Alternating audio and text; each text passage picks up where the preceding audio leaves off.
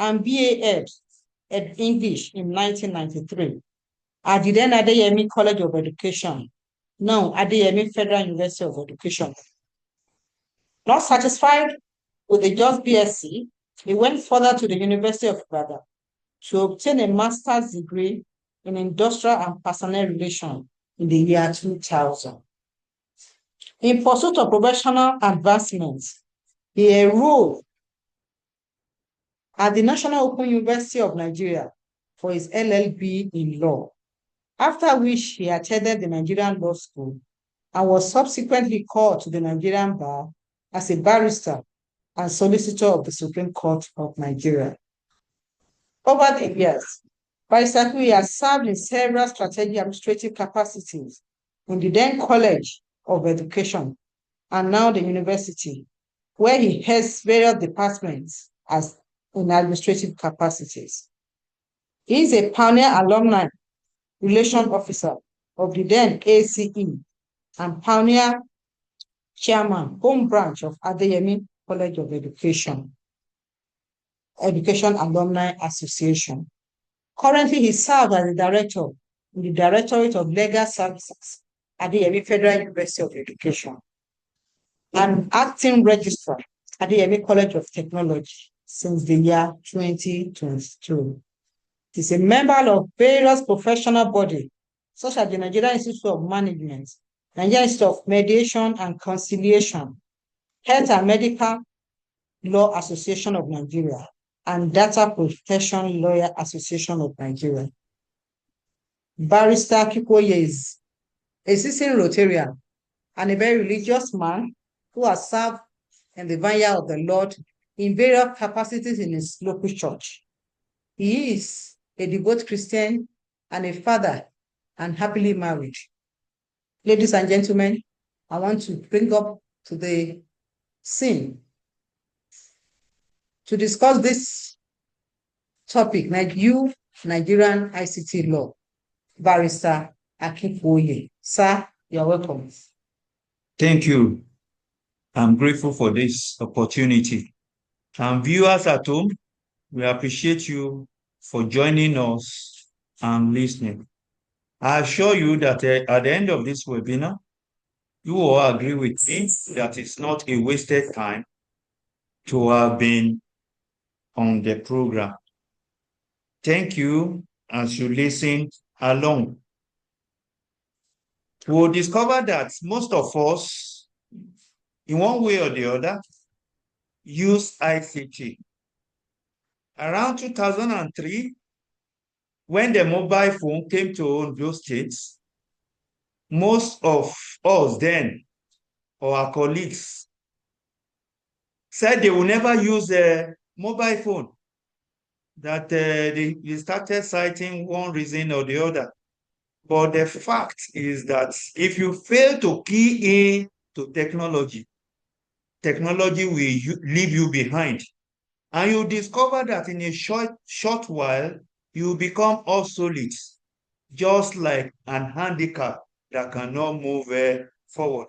All those who decided that they won't use the mobile phone then, you discover that all of them will have to key in. And as development comes up, we discover from Nokia, the Palasa Nokia phone, we upgraded to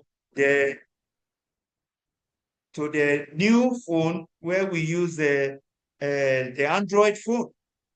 And we discover that virtually everything about our life is hinged on technology.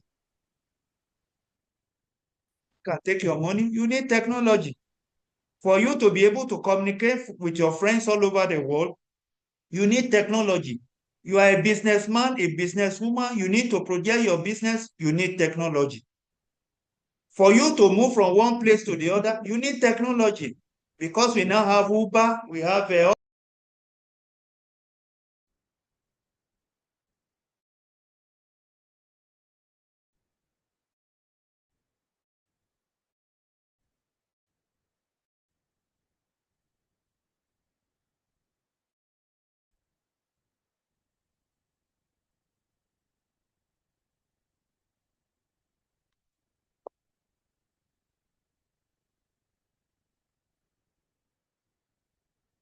say that as lawyers, as ICT professionals, as business owners, compliance officers, public institutions, and students, we all need to know about the ICT law.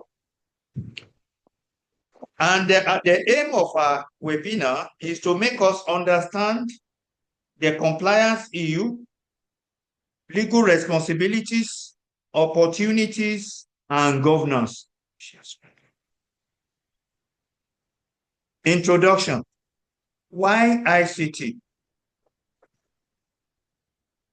Why ICT law matters now more than ever before? Is due to rapid integration of technology to every aspect of our lives, as we have said, no longer specialized tools, but foundational infrastructure of modern society. So there's hardly whatever you can do without technology. We discovered that we now have digital economic growth in Nigeria. And as we have digital economic growth, likewise, we discover that vices too will come up, such as increase in cyber threats and data misuse. Just like in our ordinary day life, you discover that when you have treasures that you keep in certain places, armed robbers too, we want to make efforts to share out of the treasure. Now that we are moving from physical treasure to online treasure, the people of the underworld too are stepping up their trade in tool to see how they too will enter into the technological world. And that's why we have increase in cyber threats, data misuse, and crimes online. Then we have government regulatory reforms. As we develop, as situation evolve, government too will be evolving our laws in order to bridge the gap and to block every form of loophole. Then as we said earlier on, the objective of this webinar is to explain stakeholder responsibility under Nigeria's evolving ICT legal framework. Without our understanding of the legal framework, there is no way the law itself will be able to function as it ought to. When we have the law and the government functionaries that are to implement the law doesn't know how to implement, the law will be like a toothless bulldog. Also, those that lost a law, we have multiple of laws to guide our activities, because online transactions are multidimensional. And because they are multidimensional, those laws not adequately cater for online transactions. Then we now come to what are the key laws that guides our use of ICT, that guides our activity online. Because now all activities we carry on in the physical, we can now carry on online. So we have some key laws as cyber crimes, Prohibition, Prevention, and ICT Act 2025. It was initially promulgated in 2015 and with amendments up to 2025. We have the Data Protection Act 2023. We have the Nigerian Communication Act 2023. We have National Information Technology Development Agency Act 2027. And we have the Evidence Act 2011, which borders on electronic evidence. We discover that in the justice system, we now have sessions of the law court that is held online. People can give evidence online. People can tender documents online, and so on and so forth. So there are several laws evolving as our activity as human beings are evolving. Then coming to regulatory bodies, as we have the laws, we have the regulatory bodies that are to implement the law. We have the Nigerian Data Protection Commission, NDPC. We have the National Information Technology Development Agency, NITDA. We have the Nigerian Communication Commission, NCC. We have the Economic and Financial Crimes Commission, EFCC. Then we have what is known as the Compliance Framework. And the Compliance Framework has to do with policy drafting, staff training, data mapping, legal risk assessment. So as the society evolves, we need drafters to draft laws to look at the loopholes in our transactions, to look at the strengths and the weaknesses. And the drafter of the law will bring up laws that will be able to plug all type of loopholes and ensure that our human transaction online run smoothly. Your role as an individual user. We have several people who use online transaction. We have individuals, we have business organizations, we have government functionaries, we have government institution and private institution, and so on and so forth. So your role as an individual user, there is a need for you to ensure that when you are online, you are protected. And my late dad used to say, he said to appear in the public unprepared is to appear half naked in the public. And so that is why we need to know the law that guides us and how we need to conduct ourselves online. It will interest you that sometimes in the past, I was working online with my computer system. I enter a foreign site, and in that site, the site screens every laptop that entered their site. And the feedback they gave me was that some other persons were using my laptop identity to commit atrocities online. Before then, I never knew this is possible. That my laptop with me in my room, some other people can be using that laptop in my safe custody to make transactions online. And that brought a caution to me that I need to be protected. So as an individual, while you are online, you need to be protected. Two, if you have product online, you need to protect your products from infiltrators.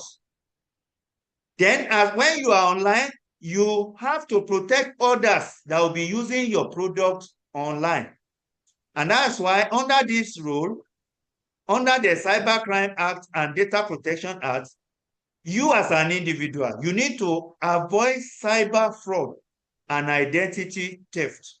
You must ensure that in your use of online facility, that you are not termed as stealing the identity of others or allowing others to steal your identity. Because when your identity is stolen, you are liable for the offense you have not committed.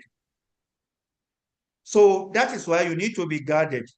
Then you need to obtain lawful consent where necessary. Then you need to implement data security measures, as earlier said. Then where applicable, there is a need for you to appoint a data protection officer for your organization or for your transactions. Then you need to report data breaches within stipulated timelines. We'll see that under the Cybersecurity Act, we stipulated that within 7 days, if you notice a threat online, it will place a responsibility on you to report immediately. And when you fail to report, there is a penalty for that. Then you need to register your business outfit with NDPC where applicable. Failure equals heavy fines and reputation damage. Cybersecurity obligation. Organization must conduct risk assessments, install firewall and security system, train employees, maintain incident response plan, cooperate with law enforcement agents. Critical national infrastructure has higher compliance standard. What we are saying here is that The law places obligation on individual as well as organizations to conduct risk assessments about their business. This business you are transacting online, will it create security risks to other people, to third party, to which we will be liable? Then the need for you to install security measures to ensure that people will not hack into your organization website. And we have the likes of the installation of firewalls. We discover that most laptops comes with firewalls and security system. But it behoves on the individual to know to turn on these applications on our laptop and devices. Then when we have employees, so we need to train our employees so that they will not bind us. We have what is known as vicarious or joint liability. So our agents, our employees can bind us by whatever they do. And hence there is a need for us to train them so that they will not implicate us. Then there is a need to maintain incident response plan. That is, we need to put a plan in place within our organization in which to respond to activities of threats. Like my old dad would normally say in Yoruba, "Oni buruku la ń rò tí rere ń bá ènìyàn." You think of evil and good happens to you. When you think of evil, you put yourself in the position of others, that your identity may be stolen, that they might want to enter your website. Then you make plan ahead of time to curb such occurrence. Then we need to cooperate with law enforcement agents when threats are detected so that we give information where required. Then when we talk of critical national infrastructure, it has higher compliance standard. And that is when government decided that certain things are of critical national infrastructure. They might determine that certain computers, certain websites, certain operations constitute national infrastructure. And when there are breaches on such computers or network systems, it brings a higher penalty and usually life imprisonment without option or fine.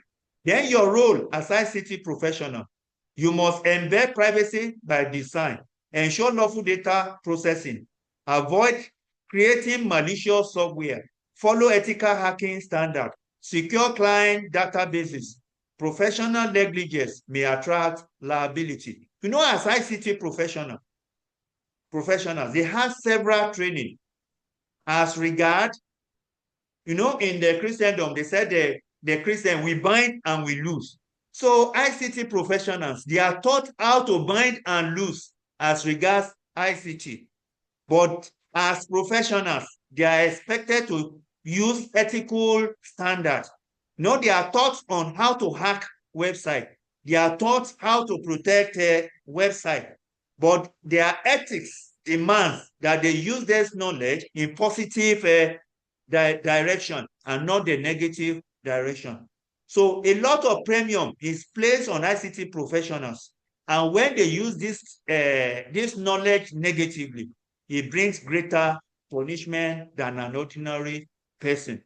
Your role as a lawyer stroke compliance officer includes drafting ICT compliance policies, advising on data processing agreements, ensuring regulatory filings, managing breach responses, representing clients in investigations.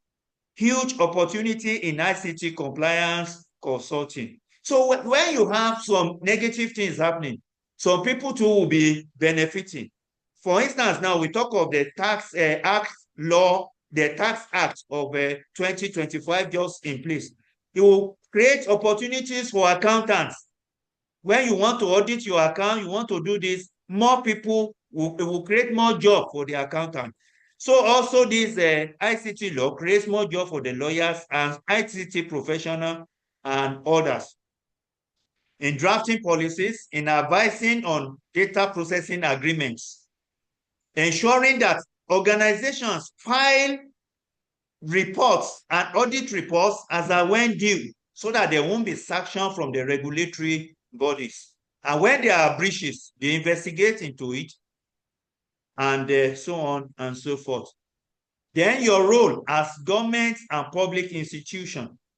Public sector obligation. Government agencies must protect citizens' data, secure digital infrastructure, ensure law surveillance, prevent abuse of digital power. It will interest you that in Adeyemi Federal University of Education recently, a foreign institution approached the university promising to help the institution to host student data online at no cost. And when the MOU came to the Director of Legal Services, we need to scrutinize. And because I'm a member of Data Protection Law Association of Nigeria, I'm able to advise the management that we cannot just sign this MOU. There are processes and procedure. There is a need for us to carry along the Data Protection Commission. There are some things we need to put in place. Under that law, we have data processor, we have data subject, we have data compliance officers. And when data are being to be transferred beyond the borders of Nigeria, there are certain things that must, as of law, must be done, or else the institution can be sanctioned. No, it sounds strange when I was raising the AU, but when management took the hints, they had to write to the Data Protection Commission. And the Data Protection Commission have to write the institution, giving additional information on what the institution is to do before engaging with the international organization. And the institution, after doing that, discovered that it is highly beneficial to have taken that hint. Then university and other higher institutions, we keep student data, and there is a need for the protection of student data. Biometric system, maybe for those that will be taking e-exam and some other things, biometrics of students are taken, and this must be safeguarded. The CCTV surveillance compliance.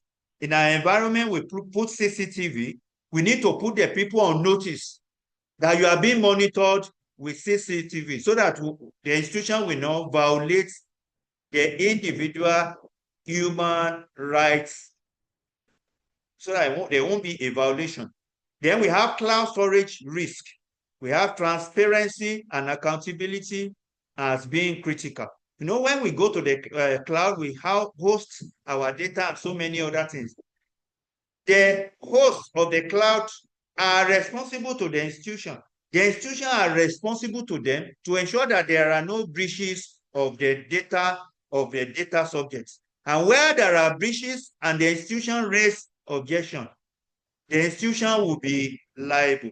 And that's why we as an organization or higher institution, we need to exercise caution the way we use the data of our students and other subjects. There's what is known as data. There's what we know as the consent of the data subjects. So this consent must be sought before their data are used. And oftentimes we discover that when students staff are taken, there is a need for the institution or organization to upgrade their documentation to include consent of the staff, consent of the student, where their data will be required to be used for various institutional administration. So the institution needs to upgrade. And where we discover that these days, more people are becoming more aware of their rights. So you never can tell, there could be more litigation, and hence organizations and institutions need to exercise caution. Sanction, penalties for non-compliance. Corporate administrative fines could be imposed on organizations for failing to comply to the law. Then criminal liability ranging from fines to imprisonment or both without an option of fine are available. Then civil liability in damages to individual or organization whose rights have been breached. We have suspension stroke loss of operating licenses, regulatory blacklisting. Compliance is cheaper than litigation. So in what we are saying here is that where there are breaches organizations do not comply, they can be sanctioned. And when they are sanctioned, they pay heavy fines. Their licenses could be withdrawn. There could be criminal liability in which the staff of the institution can be imprisoned or fined heavily. And the caution is that compliance is cheaper than litigation. So it's an advice to us as individuals, as organizations, to comply with the law. And where we fail to comply, we will spend more. We'll spend less complying and spend more when we decide not to comply. Case studies, we discovered that recently, MTN Nigeria was fined in year 2015. They were fined $5.2 billion on SIM registration non-compliance because the government gave a regulation that all SIM card users must be registered. And where people were using their SIM without registration, government have to fine MTN to $5.2 billion for non-compliance. Although this was reduced after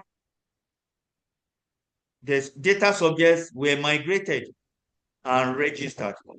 Then compliance and national security.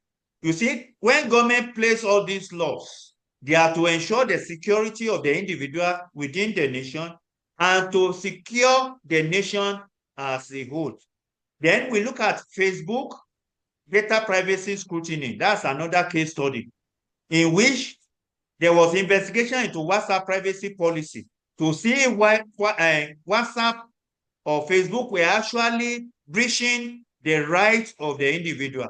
And you observe that WhatsApp brought up new features on the application.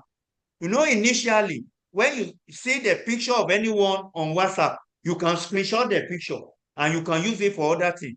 We will discover that WhatsApp, because of this compliance rule, have to withdraw such from their platform.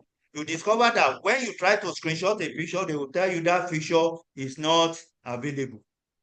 Then you see that FCC, that's Federal Competitive Consumer Protection Commission and Data Protection EUs, are part of what Facebook was sanctioned for. Then we talk of consumer rights and competition concerns.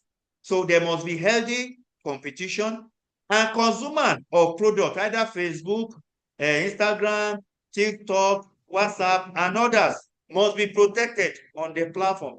And where they are not protected, the owners of the platform are liable.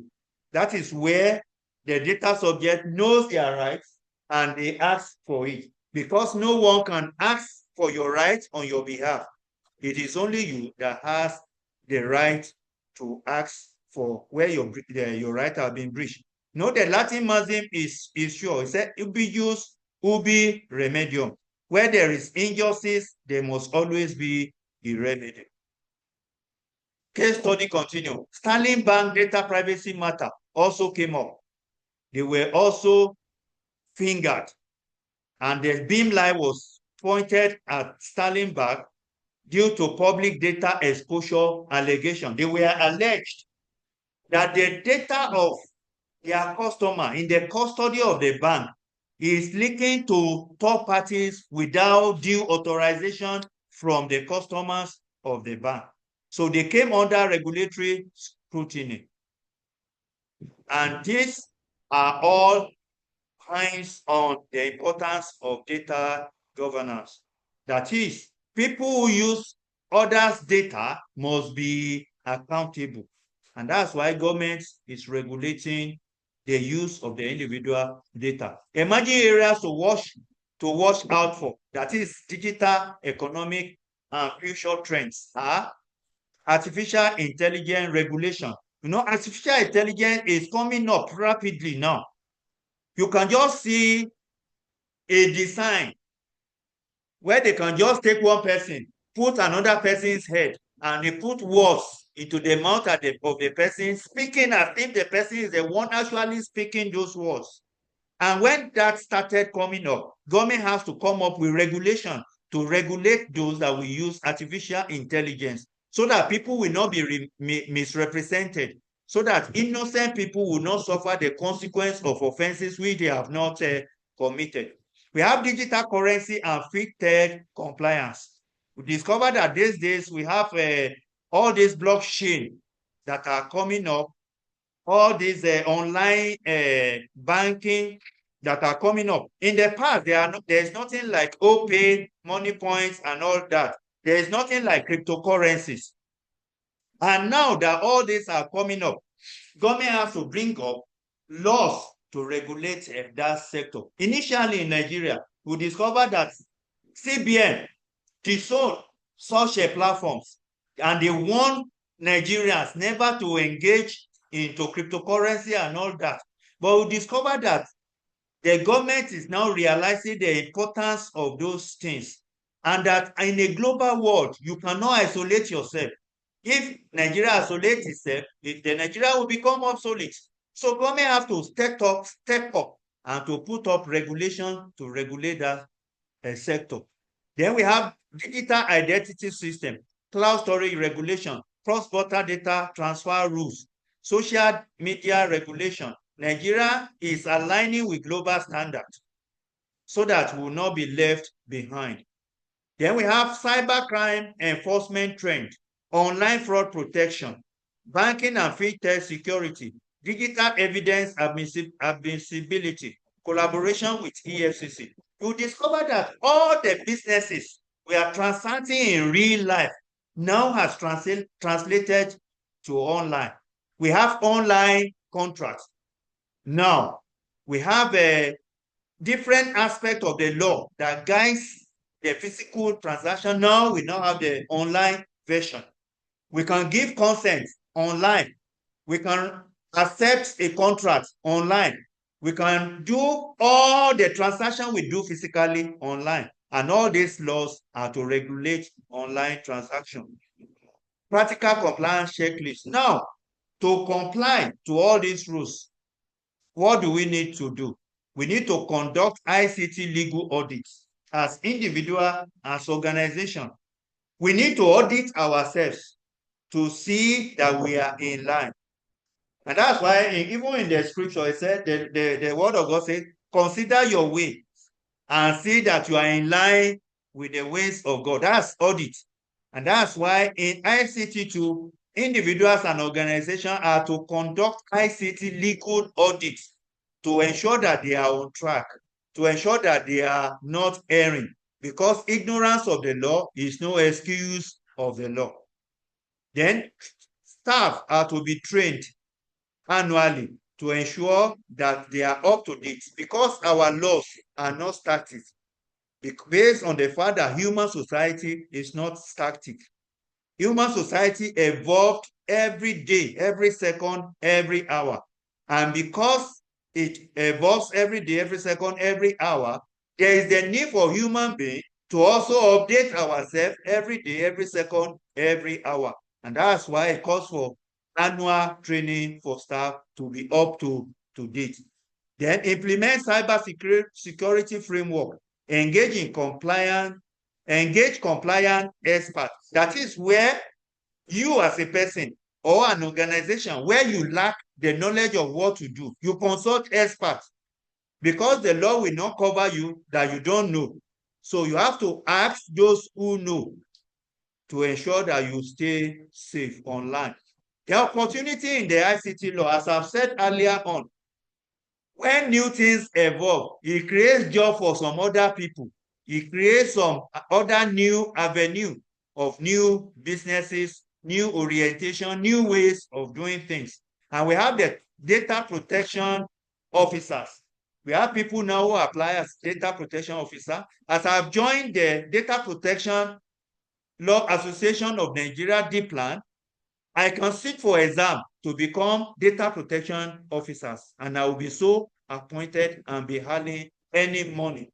We have what is known as data controllers.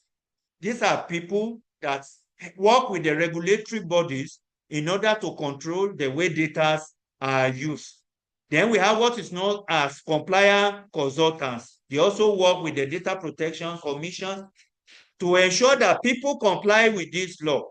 And where people do not comply, these data compliance consultants are the ones that will bring it to the notice of the commission and bring up appropriate sanction for the individual or for the organization.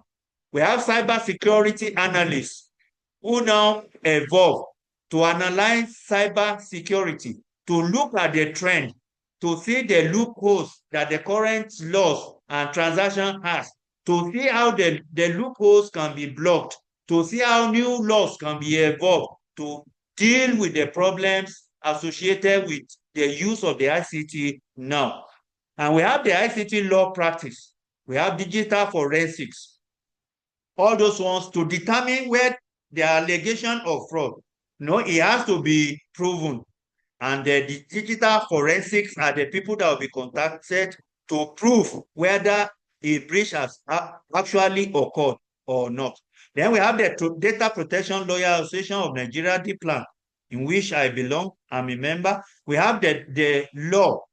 All these laws create additional job, additional opening for people to earn money.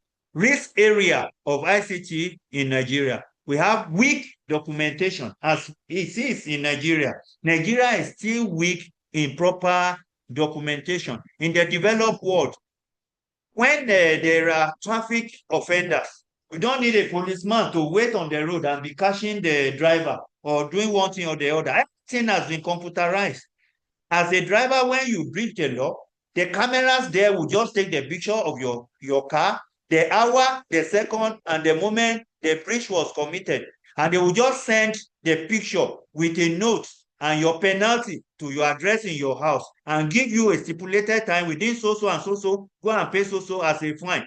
And when you fail to pay within that range of time, the law enforcement agents will just discover that you'll be arrested and put in prison and arraigned before the law court. And when you cannot defend yourself while you have failed to comply, you will have to face the music, pay the fine, or go to jail. So Nigeria is still weak in documentation, but I know we are developing, we are evolving, and we'll get there. Then we have what is known as third-party vendor. That is engaging third party to help us manage our system, our website, and all others. So there is a need for us to tidy up the loose ends so that the third party will not put our organization or as an individual into trouble. Then we have poor cyber hygiene.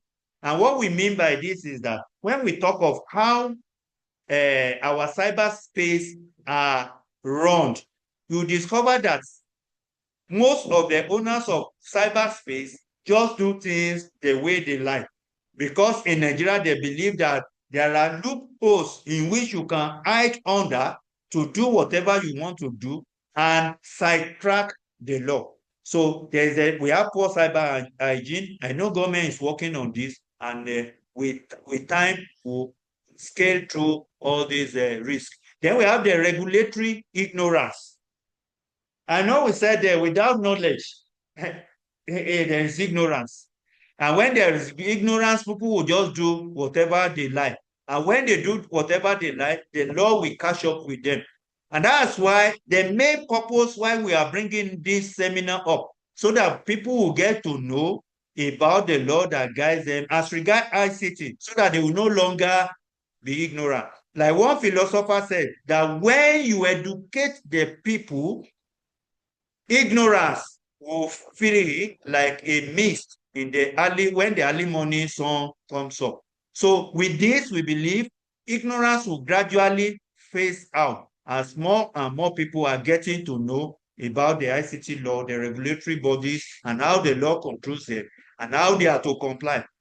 If a person knows the law forbids him to do certain things, I know he or she will take precaution so that the law will not catch up with him or her. Conclusion, key point takeaway. The new Nigeria ICT legal framework is not just about penalties at all. It is about digital trust, for people to trust the digital world, for them to want to do business online, economic growth, cyber safety, responsible innovation, so that I know that if I do online transaction, I'm protected. Then I will do more transaction online than physical because it's more convenient, it's more easy. Then we will bring about economic growth, cyber safety, responsible innovation. Note that regulation is strengthening. It's not a carrying rod to hammer the head of people. It's to strengthen the organization. Compliance is mandatory. Institutional governance is critical. Legal tech integration is the future. Compliance is not optional. It is strategic. Now you might want to say that, well, I don't know about all this law, so I'm ignorant. That will not excuse you. When you Google online, all these laws that we have cited, they are all online. When you Google them, you'll be able to read further and to know how the law binds you.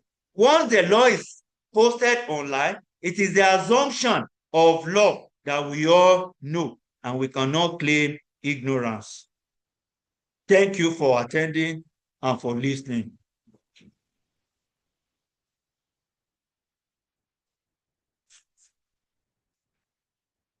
Wow. We have listened to our legal juggernaut, Barrister Akinkuoye, and all that has to do with the ICT law in Nigeria. I know we are all better equipped now when it comes to ICT law in Nigeria. Something is quite notable that he said compliance is not optional, it is strategic. If it is strategic, then all of us has to key into it, particularly since even the youngest child in the house now uses an ICT appliance. No matter how young the child is, he wants to know what's happening online. So it's also applicable to every one of us. In business world, business are done online now. People sell and buy online. So virtually whatever, nothing that you cannot do online. Relationships are established online. I wonder whether marriage will be done online too. So we have listened to our legal experts. I want to say thank you, sir, for coming around for this webinar. It's now time for question and answer. With all our people out there, I want to thank you all for joining in and still staying to the very end of this session. If there are questions,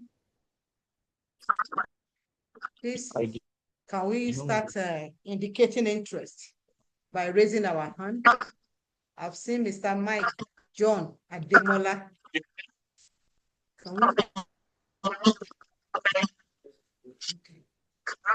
We need to unmute them. Please unmute yourself and then ask your question or your comment. Please unmute yourself, ask your question or comment. Thank you. Then please drop your name. Those who are using different devices, please can you drop your name, indicate your name, full name, because of attendance on the chat box. Thank you.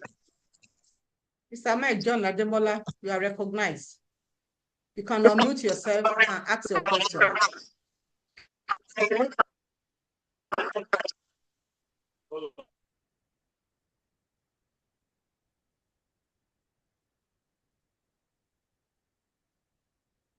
you, sir. No, under the ICT,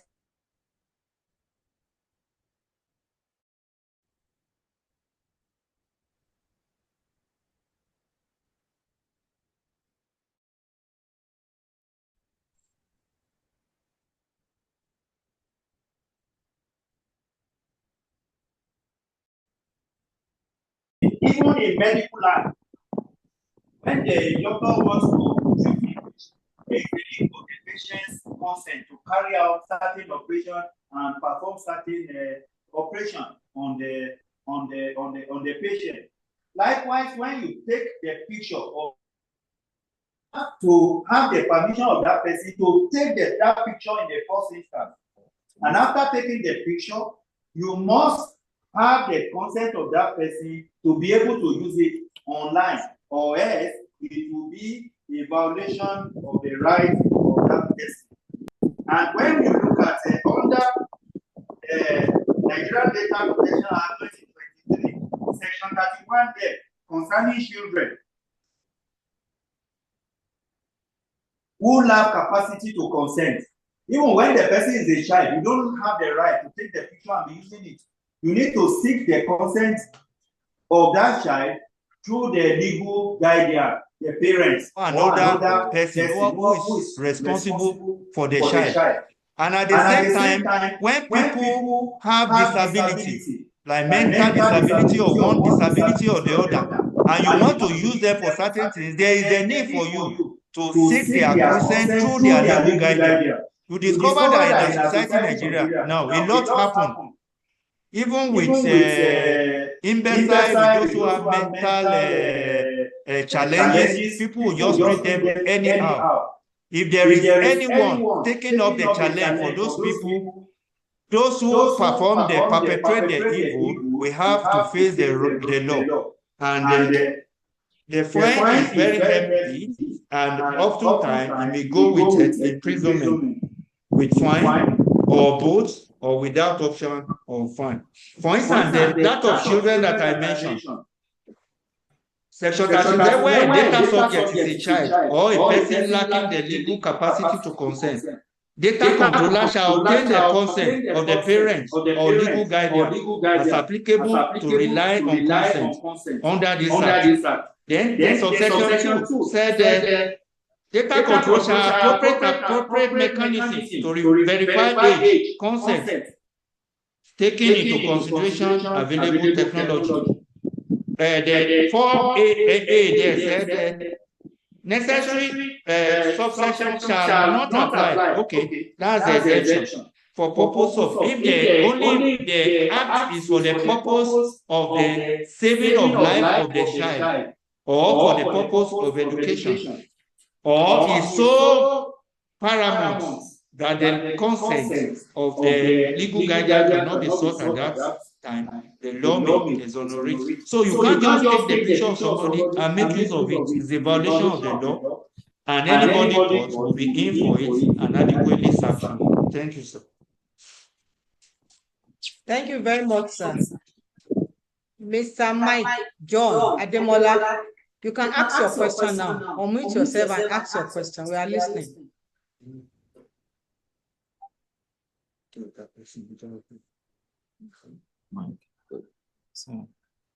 If we can't get to listen to Mr. Ademola, can Mr. Ayodeji Oluwatope ask his question now? Mr. Ayodeji Oluwatope, can you unmute yourself and ask your question? All right, thank you so much. I'd like to say good morning and appreciate the organizer, most especially. Mr. Ayodeji Oluwatope. Okay. Yes, I'm speaking. I'm already on. Can you ask your question now? We are listening. Okay. As I said, I appreciate the invitation to participate in this call, this meeting. Unmute yourself if you need to. Yes, I'm speaking. I've unmuted myself. You just have 4 minutes to end. You just have 4 minutes to end the program. Yes, I'm currently speaking. Okay, it's on now. Okay. I'm currently speaking. Can you hear me? But I can't hear you. Hello, can you hear me? I can hear you. Prof, we cannot hear you, sir. Prof, we can't hear you, Prof. Okay. We want to spotlight you, we can't hear you. Hello. Hello. You have to speak up. I'm speaking up. I'm speaking up. Hello, can you hear me? We are hearing you faintly. Okay, so let me type my question. I will type my question. Okay. Let me put it in the chat box. Okay.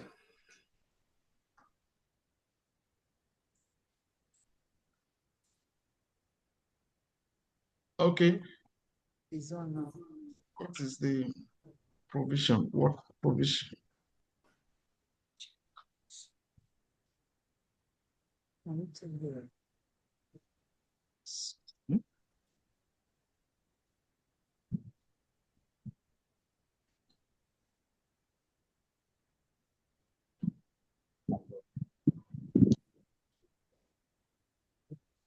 exist in the laws of the country to address offenses committed with generative AI.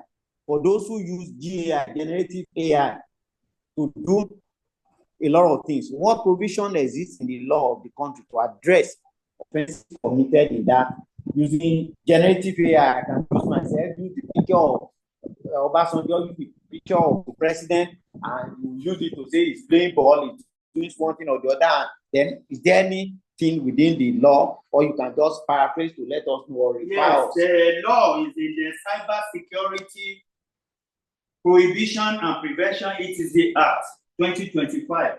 It has a section on that.